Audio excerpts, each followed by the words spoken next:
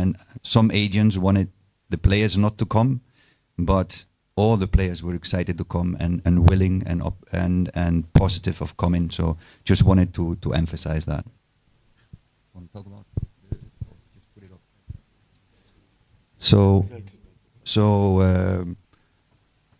Like I said before, we were really happy with the Gold Cup, the players in the Gold Cup, how we played, etc. So there's not many new faces in this camp, and if we just have it on the screen, the players for this camp. So there are four new faces.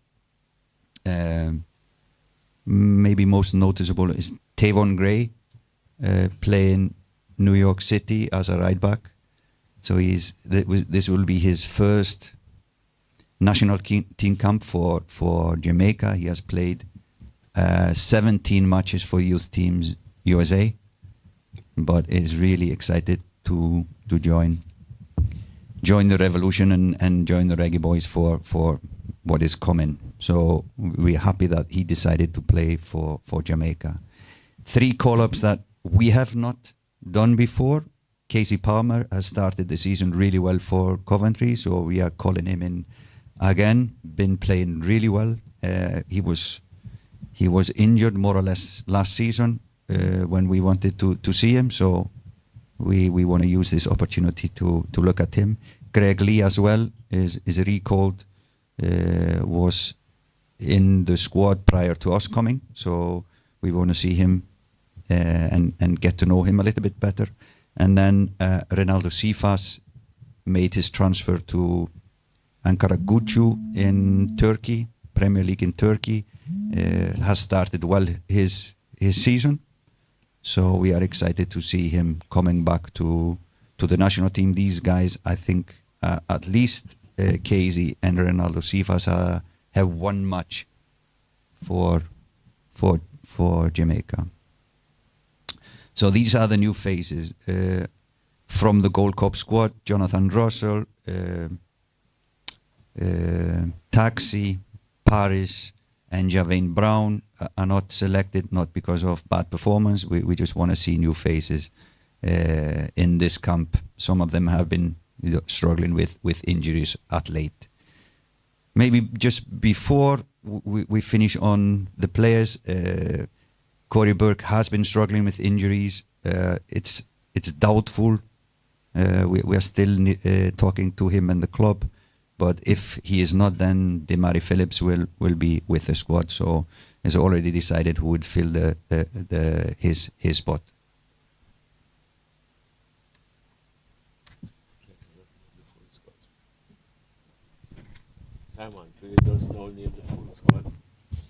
Thank you very much, Coach. Really appreciate you giving that comprehensive update for us. So for the benefit of those who are physical at the Jamaica Football Federation headquarters and not virtually, I will name out the names so that everybody can be able to see it. So the goalkeepers, Captain Andre Blake, Jamali Waite, and Kanaya Boyce Clark. Defenders, Damian Lowe, Tavon Gray, Ethan Pinnock, Amari Bell, Dishon Bernard, Dexter Lembikisa, Adrian Mariappa, Greg Lee. The midfielders, Kacey Palmer, Joel Latiboder, Daniel Johnson, Bobby Reed and Kevon Lambert. And the forwards, Leon Bailey, Michael Antonio, Demarai Gray, Dejan Whisper Richards, Corey Burke, Shamar Nicholson, and Ronaldo Sifas. So as Coach made mention, 4 players that were in the Gold Cup squad, 4 adjustments in this squad. The games September 8, 12, and of course the Reggae Girls game on the 22nd, and an update for those also virtual as well in relation to how they can be able to come to the game in particular. There's 2 ways, and one is via website. You can purchase your tickets online in particular, and the link, I am pleased to say, is now live, or you can go on www.caribtix.com /Jamaica Football Federation. That is www.carbtix.com /Jamaica Football Federation to purchase your tickets for these upcoming matches. It's $1,500 for bleachers, $5,000 for grandstand, and $7,000 for the VIP. There is, of course, the triple bill, where if you intend to go to all 3 games, then there is a special. For the bleachers, it's $4,000. For the grandstand, it is $13,500, and for the VIP, it's $19,000. It was a fantastic summer and year as a whole for Jamaican football. As we know, all the national teams that took the field this year made strides, made a piece of history. So as they are on home soil for this month, let us ensure that we're out in our numbers cheering on our boys and girls based on what we made mention. You know, our head coach Halgrimson and of course the president, Mr. Ricketts, spoke about the girls. This was the first time in 85 years that we actually had a Caribbean team in the round of 16 of a World Cup. So absolutely history-making performance there. Our Reggae Boyz first time in a Gold Cup semi-final since 2019. So tremendous strides. Our under 15, the first time in the history of the competition in CONCACAF getting to a semi-final. So every tournament we've made strides, progress, things that haven't happened before. So a great opportunity now on home soil to cheer on our boys and girls. At this point in time, we now open the floor to the media for questions that they can ask towards our head coach or assistant coaches, or also our administrators in Mr. Ricketts and Mr. Chung.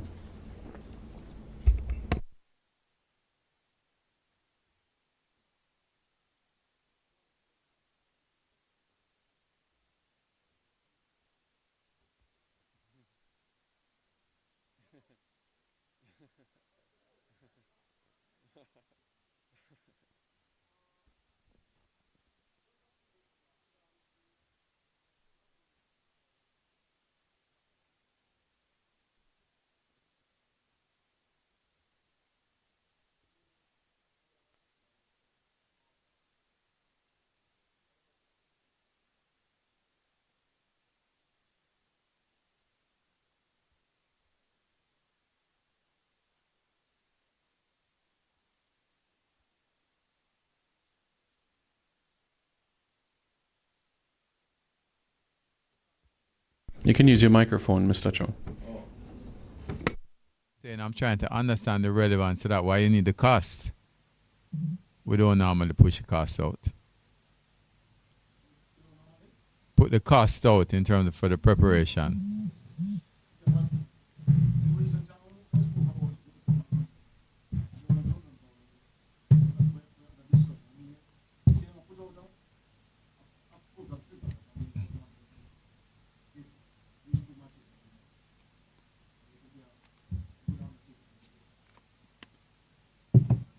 Well, as I indicated, I mean, carrying a team and preparing them and everything, it costs us approximately, it can run between, depending on flights, accommodation, everything, $30 to $40 million.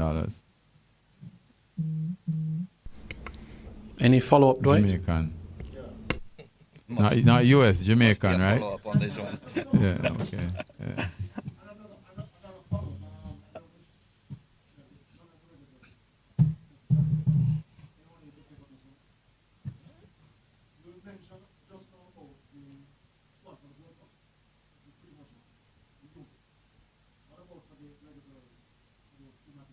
The squad?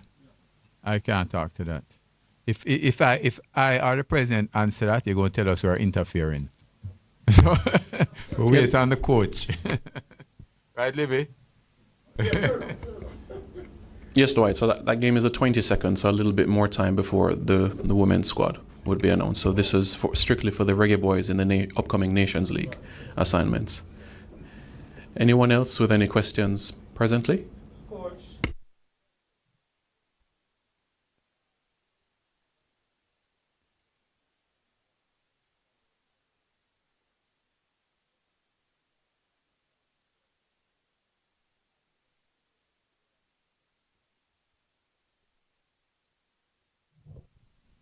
Yeah, it's a very good question. Maybe we should have addressed it prior to the questions, but all FIFA dates all FIFA dates until 2026 are filled with official matches. So it's not an option on FIFA dates to select who we play. It's official matches, all FIFA dates until 2026, and that's a good thing because we don't need to find opponents or find places. It's everything is official, but it's a negative in a way that it gives us so little chance to look at players, to give them chances, to experience with maybe newcomers, young players, etc. So we need to find opportunities to, for example, in January, when we at least can take players from the US to give them a friendly to look at them. But also really important is the under 21, and that has been what we have been pushing them, and now we have a good response on that, to build the team for the World Cup in 2026. We need to start regularly to play with an under 21 team so they can get the platform to grow. Maybe John can add to this one.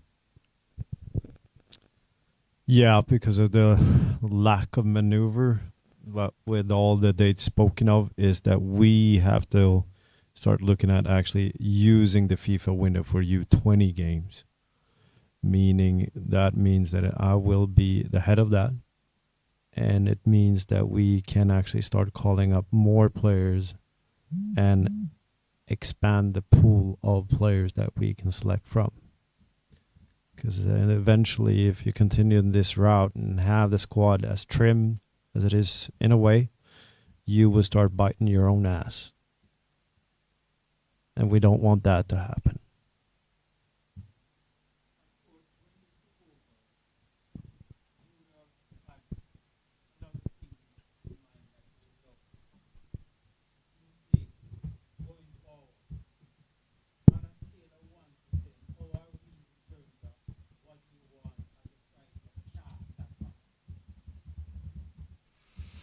Well, I think it's a goodwill to raise the bar. I would start on that. It's a goodwill. I know that Jamaican Football Federation does not have money in all their pockets, but we are light years behind the nations that we are looking at, and we are light years behind nations that are going for the same target as us to be in the World Cup in 2026.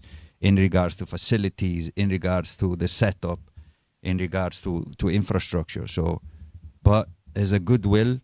Everyone is trying their best, but these things take time, and we acknowledge that. But there's a lot of things that we can improve here in the JFF, in the coaching staff.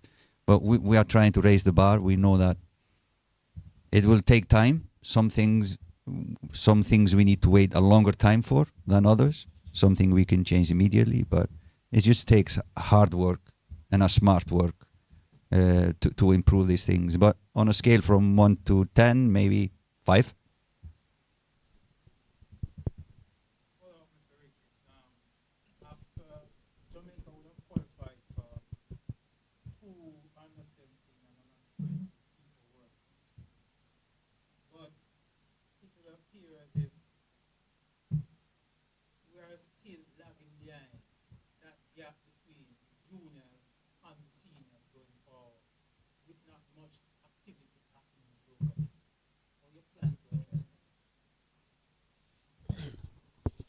We must take in consideration that we were strangled by the COVID pandemic for 3 years.